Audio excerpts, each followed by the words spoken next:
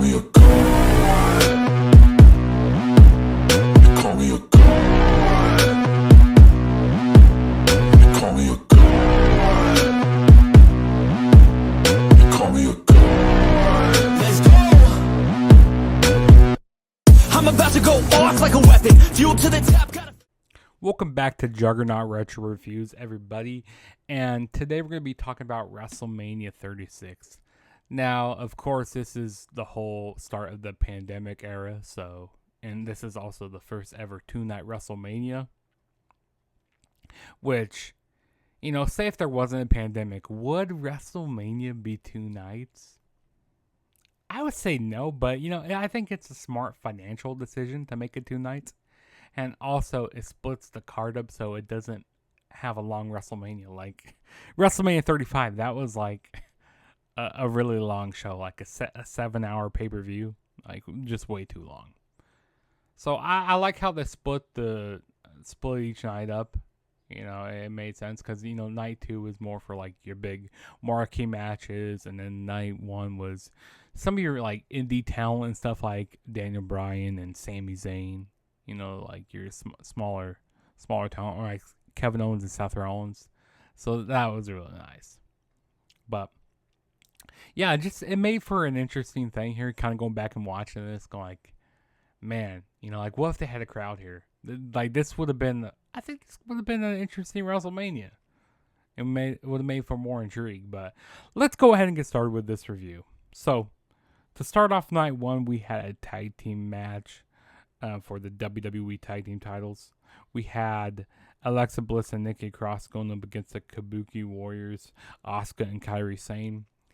Yeah, not the hottest way to start off WrestleMania. Like, the Kabuki Warriors, they were doing a lot of yelling and screaming and stuff at the beginning of this match. Really wasn't feeling that there. Alexa Bliss, she took a lot of punishment in this match. Nikki Cross, she was doing okay stuff. There was even a point where Alexa Bliss, she even hit 2 like twisted blisses in this match. The Kabuki Warriors, they were doing okay. I mean, they were doing some nice strikes, nice tag team maneuvers on Alexa Bliss. Like I said, Alexa Bliss, she took a lot of this punishment. But Alexa Bliss ended up hitting the Twisted Bliss. I believe it was on to Asuka, and they ended up winning this match here. So, yeah, Alexa Bliss and Nikki Cross won this match. So now we'll move on to the next match, which we had was Elias going up against King Corbin. Now, kind of like leading up to this, this was a very intense rivalry between them. And like I think on a SmackDown before this, Elias, he got thrown off the balcony, and we didn't know if Elias was going to be able to wrestle here, but he ended up coming out. This is kind of a fairly short match. Nothing too crazy here. Elias ended up getting a roll-up pinfall, getting a quick one over on King Corbin. Like I said, very very hostile here. There was some spots like with the guitar. They did some spots with the guitar, which was cool. But yeah, Elias ended up winning here, and it was just an average match. There were some matches on WrestleMania that were just kind of felt like Raw matches. And then the next match we had was the WWE Raw Women's Championship. On the line, we had Becky Lynch defending the title against Shayna Baszler. Yeah, I thought this was some decent stuff, for the amount of time they got in the match. Shayna Baszler, I felt like this WrestleMania was very submission oriented. They didn't do a lot of go for a lot of near falls, those big dramatic moments when you had the fans there. So that's what I kind of noticed, even in both nights of these WrestleManias. But yeah, Shayna Baszler, she was just, really trying to work over Becky Lynch, go after her head and neck. She was doing some really nice spots on the outside of the ring by the announce table. I thought that was pretty cool. But Becky Lynch ended up winning this match. Kind of keeping Shayna Baszler looking strong still. Shayna Baszler had in the Kukia clutch, and then Becky Lynch kind of like flipped the leverage over and pinned Shayna Baszler. So yeah, Becky Lynch won the match here. And so I thought it was okay. And then the next match we had was the WWE Intercontinental Championship match. We had Sami Zayn. This is when he was doing this whole heel character with Cesaro and Shinsuke Nakamura. I kind of completely forgot about Cesaro and Nakamura being in his corner. Going up against Daniel Bryan and Drew Gulak in Daniel Bryan's corner. Yeah, I wasn't a big fan of this match. I understand the whole character that Sami Zayn was doing, being this chicken shit heel. But he was just running away a lot through the match. Daniel Bryan was chasing him and all that. And then Cesaro and Nakamura, they were doing a lot of distractions. Yeah, I just really wasn't feeling this match. I like I said, I understand the character development of Sami Zayn. But I don't know. Daniel Bryan, he was doing some nice strikes onto Sami Zayn eventually. Once Sami Zayn stopped running away and got rid of Nakamura and Cesaro. And also Drew Gulak, he was trying to do the whole yes chance, which it just wasn't going over very well since we didn't have a crowd here. But yeah, Sami Zayn, he ended up winning the match. Daniel Bryan went for like a move off the top rope, and Sami Zayn hit like a haluva kick, a mid-air haluva kick. And so Sami Zayn ended up retaining the IC title. All right, cool. And then, like I said, I was kind of expecting more because we know we can get all these guys. But yeah, we'll move on to the next match. Which we had was a triple threat ladder match for the WWE SmackDown Tag Team titles. We had John Morrison going up against Kofi Kingston going up against Jimmy Uso. Now, with the circumstances, you couldn't have all the tag teams in there. And it was kind of weird doing a ladder match here. Kind of looking back at this, going with no fans, you can't do the big pops for the big spots here. Also, this wasn't the cleanest ladder match. There were some spots like if you take out the like botches and stuff that they were doing here, not the clean stuff. If you take that out, then I think this is a pretty good ladder match. John Morrison, he was doing some pretty nice high spots in the match. Hit a nice his like starship pain like with the ladder. I thought that was pretty cool. Kofi Kingston, he hit this pretty nice. He did this like springboard Hurricane Rana onto a ladder. I thought that was pretty cool. Even the ending, with that, all three of them, they unhooked the carabiner, so they brought down the whole titles. But then John Morrison, he was like hanging on to the titles, and he ended up unlatching them, and then like dropping on a ladder. So the Miz and John Morrison, they ended up retaining the tag team titles. Like I said, there was some fair amount of good spots in the match, nice selling, but like I said, you just kind of clip this match down. I think this is a decent ladder match. So yeah, we will move on to the next match, which we have was Kevin Owens going up against Seth Rollins, and now this is probably that was my match in night for night one of WrestleMania 36. Kevin Owens and Seth Rollins, they really worked together a lot. Rollins was doing a lot of moves on the like ring apron and stuff, and Seth Rollins, he ended up getting himself disqualified with the ring bell. And Kevin Owens like, nah. He goes like, I don't want the match to end this way. I want this to be a no DQ match. So they ended up making a no DQ match. And like I said, the selling between Rollins and KO were really good. And there was this point where Kevin Owens, he ended up climbing on the top of the WrestleMania sign. And I like how, this WrestleMania, you can hear a lot of the dialogue from each guy. He goes like, Kevin Owens goes like, you want a WrestleMania moment? Well, here you go. And he did like a kind of like an elbow drop off the top of the sign. Yeah, he did an elbow drop from the top of the sign to the announce table, which Rollins, he did some great selling in this match. Amazing selling. But Kevin Owens ended up winning the match, and yeah, they definitely stole the show from, WrestleMania Night 1. This was probably the best match of the night to watch. And then we had the WWE Universal title on the line. We had Goldberg defending the title against Braun Strowman. And yeah, this was a squash match. Goldberg, I mean, he hit like a few spears on the Braun Strowman. Spear, and then Braun Strowman kept on kicking out. And then power slam. Braun Strowman wins the Universal Championship.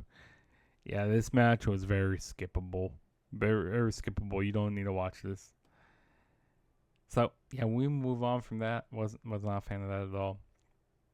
And then we had the Boneyard match. We had the Undertaker going up against AJ Styles.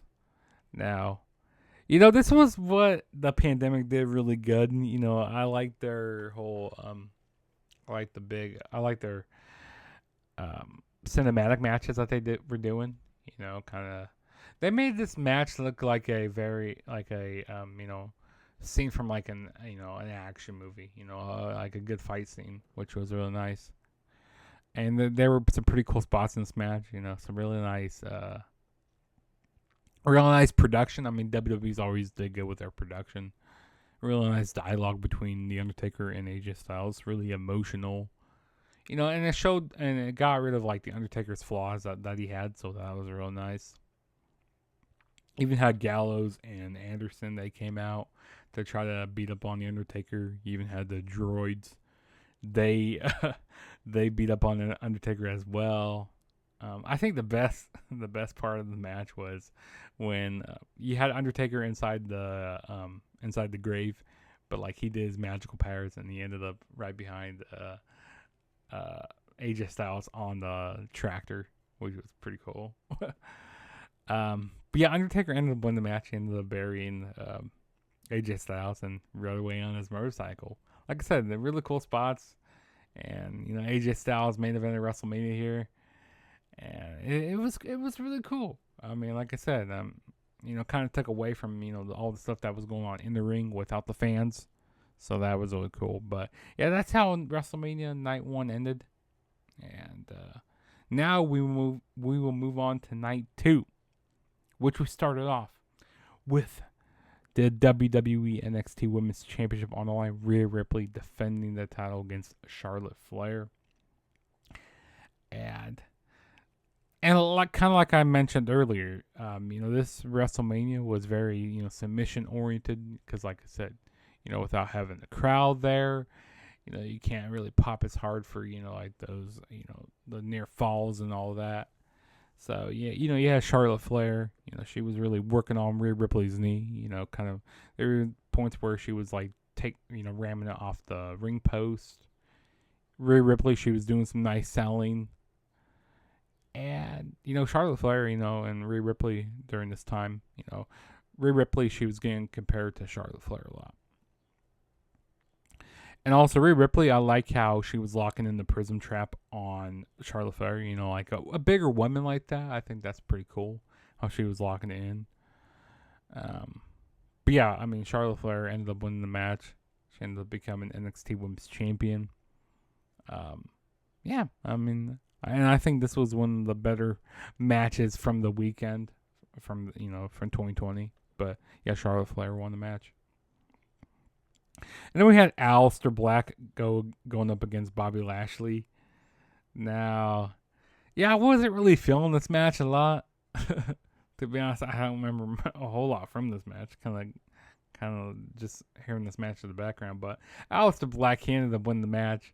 Lana, she was trying to do all of her heel stuff, trying to get all the heat.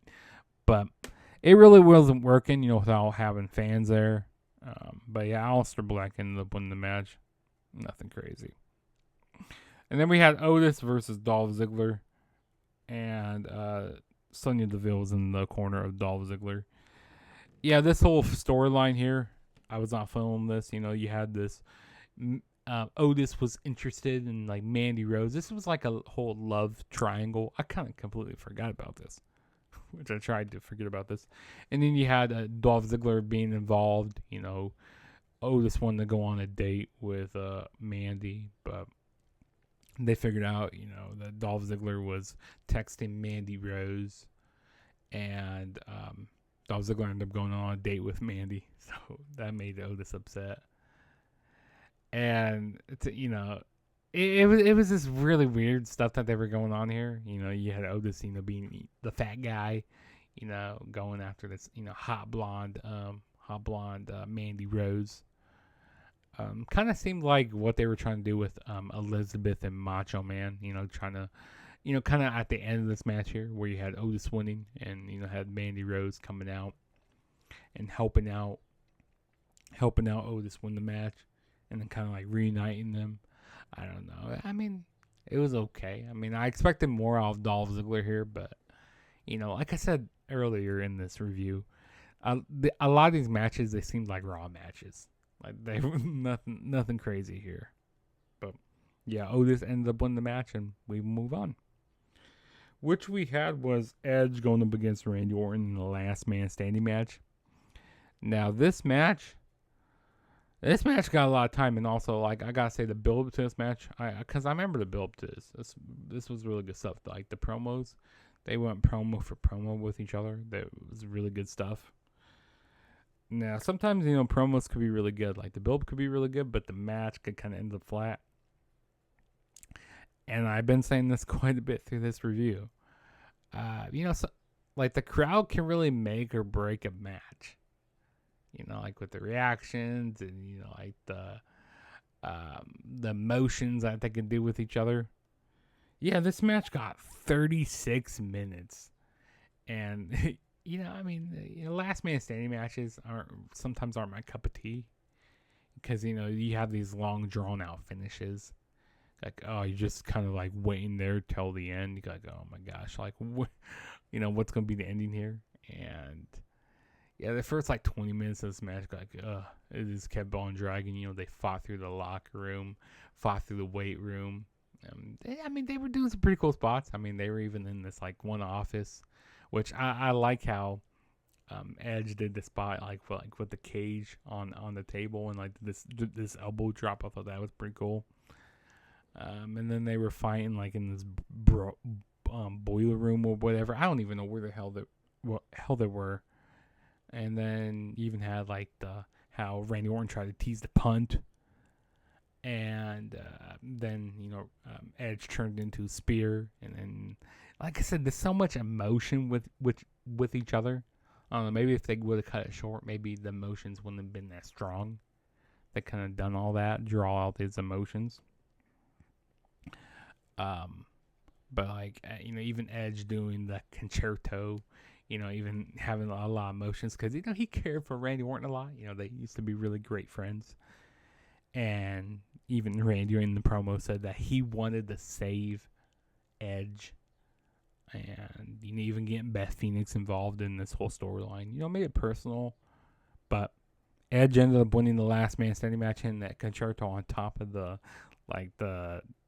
production truck for NXT. But yeah, this was. Like I said, if this match would have been a little shorter, I think it would have been a lot better. And also, if there were fans, but we were in some weird times, so yeah, we will move on.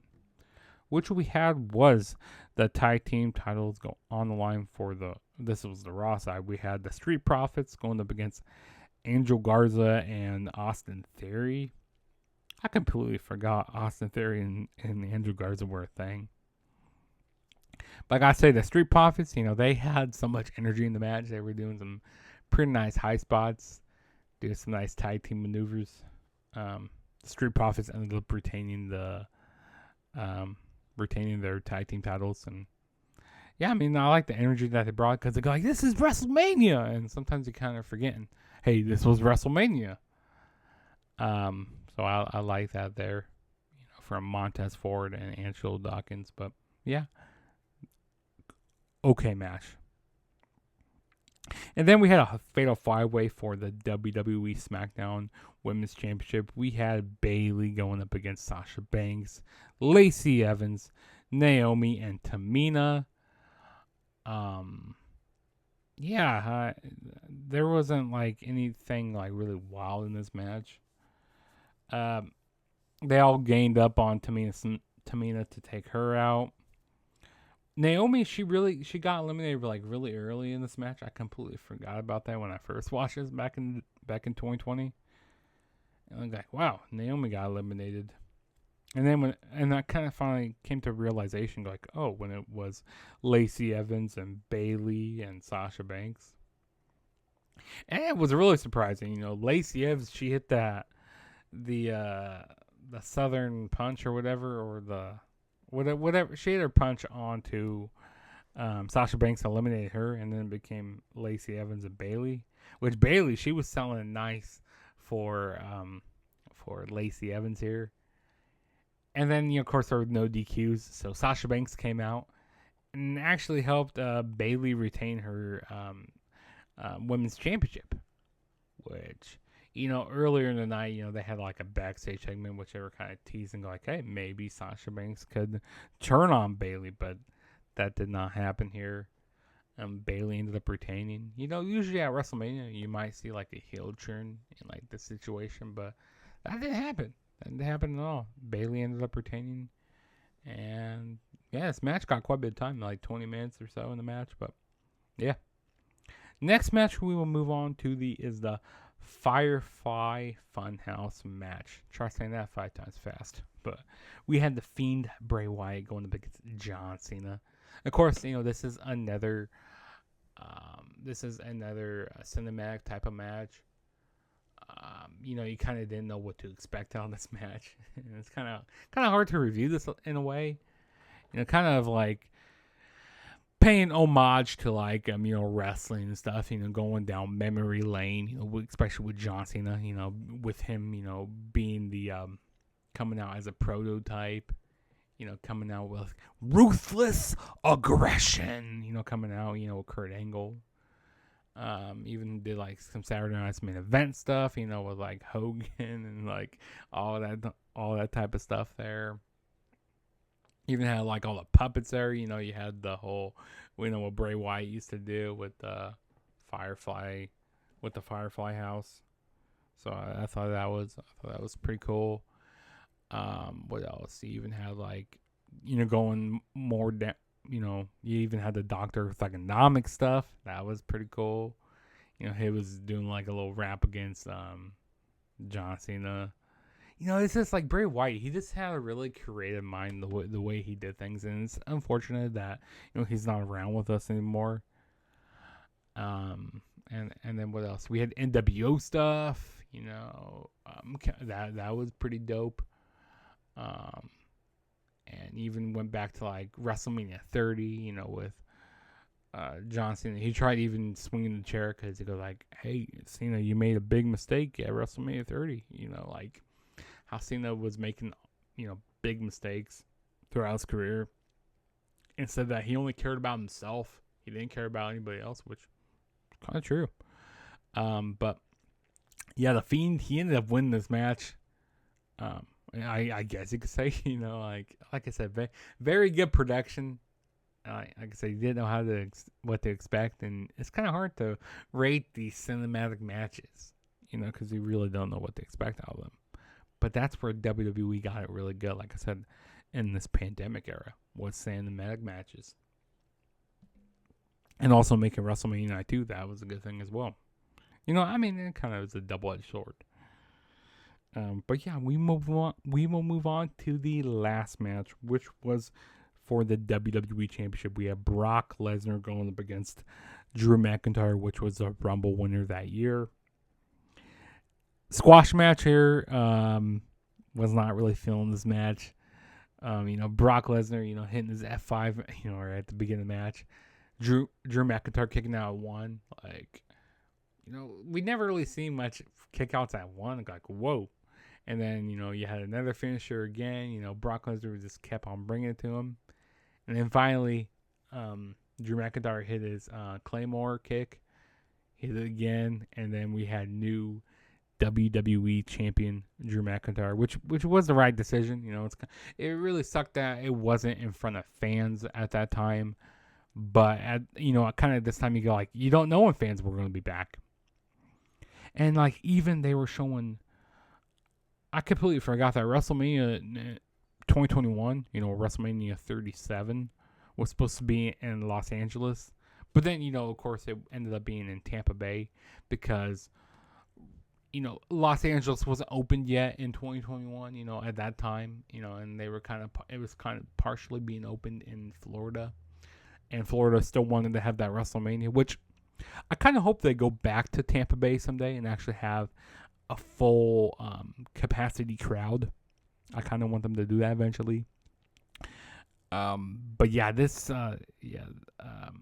I completely forgot that WrestleMania 37 was supposed to be in LA, and they even had a promo for it. But of course, WrestleMania 39 was in LA. But yeah, that was WrestleMania 36.